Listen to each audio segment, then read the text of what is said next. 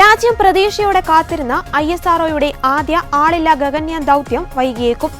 90% പ്രവർത്തനങ്ങൾ പൂർത്തിയായെങ്കിലും വെല്ലുവിളികളേറെയുള്ളതിനാൽ ശ്രദ്ധയോടെയാണ് കന്നി ഗഗൻയാൻ ദൗത്യത്തിനായി മുന്നോട്ടു പോകുന്നതെന്ന് ISRO chairman doctor V Narayanan ബംഗളൂരുവിൽ പറഞ്ഞു. ആൾക്കാർ അകത്തോട്ട് സേഫ് ആയിട്ടിരിക്കണമെങ്കിൽ ഒരു environmental control and safety system എന്ന് പറയും. റിക്വയർഡ് പ്രഷർ മെയിൻറ്റെയിൻ ചെയ്യണം, ടെമ്പറേച്ചർ മെയിൻറ്റെയിൻ ചെയ്യണം, ഓക്സിജൻ കണ്ടന്റ് മെയിൻറ്റെയിൻ ചെയ്യണം, കാർബൺ ഡൈ ഓക്സൈഡ് മെയിൻറ്റെയിൻ ചെയ്യണം. പിന്നെ ഇങ്ങനെയുള്ള അതൊരു പെരിയൊരു കോംപ്ലക്സ് ഡെവലപ്മെന്റ്. അമേരിക്കൻ സ്വകാര്യ കമ്പനിയുമായി സഹകരിച്ചുള്ള ബ്ലൂബേർഡ് 6 സാറ്റലൈറ്റ് വിക്ഷേപണം ഈ വർഷം അവസാനം ഉണ്ടാകുമെന്നും ഇസ്രോ ചെയർമാൻ അറിയിച്ചു.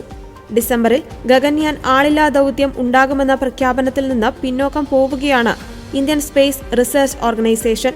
എല്ലാം നല്ല രീതിയിൽ പുരോഗമിക്കുന്നുവെന്നും സുരക്ഷയിൽ വിട്ടുവീഴ്ചകൾക്കില്ലെന്നുമാണ് ഡോക്ടർ വി നാരായണന്റെ വിശദീകരണം.